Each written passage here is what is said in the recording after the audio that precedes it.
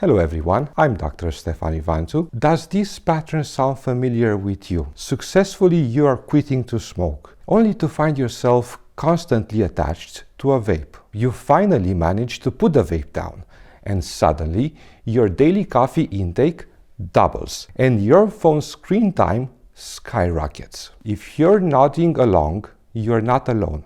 In this frustrating loop, it's a common experience of trading one compulsive habit for another. This isn't a failure of willpower. It's a powerful neurological pattern we call the ADHD Stimulation Cycle. While anyone can fall into this trap, individuals with ADHD are more vulnerable.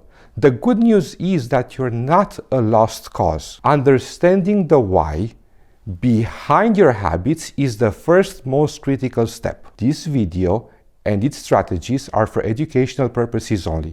It's not medical advice and it does not establish a doctor-patient relationship. This content is not a substitute for a comprehensive one-to-one medical assessment with a qualified healthcare professional. My goal today is to provide clarity on a common pattern, not to provide a diagnosis. What is the ADHD stimulation cycle? It's the brain's subconscious pattern of swapping one stimulating behavior for another. It's an attempt to self-medicate. At its core, it's about correcting an imbalance. For individuals with ADHD, this cycle is very powerful for two different reasons. First, the neurological reason. We have the dopamine dysregulation. The ADHD brain often has a lower baseline level of dopamine. Dopamine is the neurotransmitter for motivation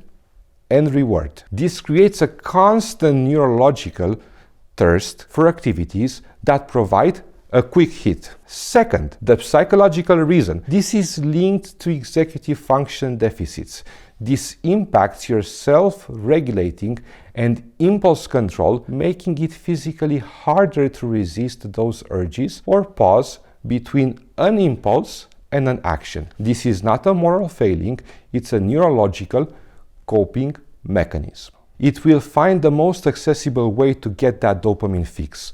Let's look at the most common situations out there. First, nicotine. Most vapes contain nicotine, which is a potent stimulant that acts on our brain receptors. It acts like a master key for specific receptors in your brain, commanding a surge of dopamine. For a brain that is chronically understimulated, this artificial flood feels like a revelation. It can momentarily clear the mental fog and quiet the internal restlessness. But it's temporary and it wears off. The crash leaves you craving for another hit. Second, caffeine. This is perhaps the most socially acceptable form of self-medication. Most of us, we are guilty because of it. Unlike smoking, consuming multiple coffees or energy drinks is often seen as a badge of honor by others in a culture of high productivity and constant growth. But for the understimulated brain, this is a crutch. Caffeine blocks the chemicals that make you feel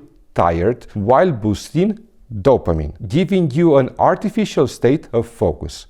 You may find you cannot start your brain without it, or you experience a significant crash if you miss a dose. And third, the digital drug, endless scrolling. When you try to reduce caffeine or nicotine, your brain seeks a new source. The smartphone is a perfect dopamine delivery device. Its constant novelty and notifications, vibrations, messages creates an instant reward that fills the void. This isn't a personal flaw. It's a precise design. You are in an attention economy that is financially incentivized to capture and hold your focus. Real solution addressing the root cause. Many people try to break this cycle with pure willpower, but this often fails. Trying to stop a habit is like ignoring intense hunger. Sooner or later, your brain will compel you to find another source. You can try to manage the symptoms by becoming a detective of your habits or architecting your environment to make them more difficult. These are good strategies, but they are just symptom management. The most effective long-term solution is to treat the root cause. The cycle is ultimately driven by that underlying dopamine thirst. A formal ADHD diagnosis can provide access to evidence-based treatments, including medication and, most important, specialist support, a holistic plan for yourself. These treatments work by helping to regulate your brain's baseline dopamine levels. It's also important that we manage expectations about this process. A formal diagnosis and treatment plan is the most effective path, but it's not an instant cure. Just as in physical health, if you have been self-medicating a condition for decades, it takes time to unlearn those behavioral patterns. The goal of medical treatment is to address the underlying neurological drive beyond just medication.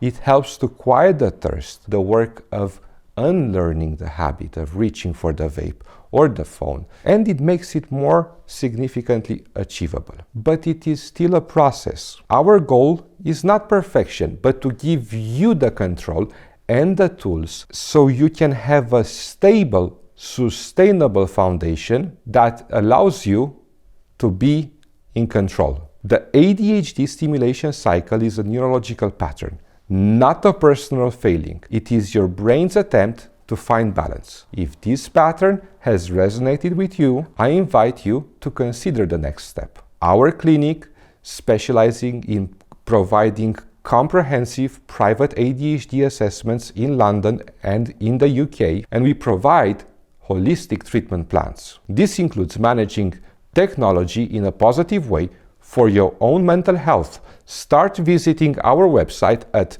ADHDspecialist.com. We can help you get a clear diagnosis and develop a personalized strategy to manage symptoms, but also helping you finally break free from the stimulation cycle so you can achieve your goals. The goal is progress, not perfection. Thank you for watching.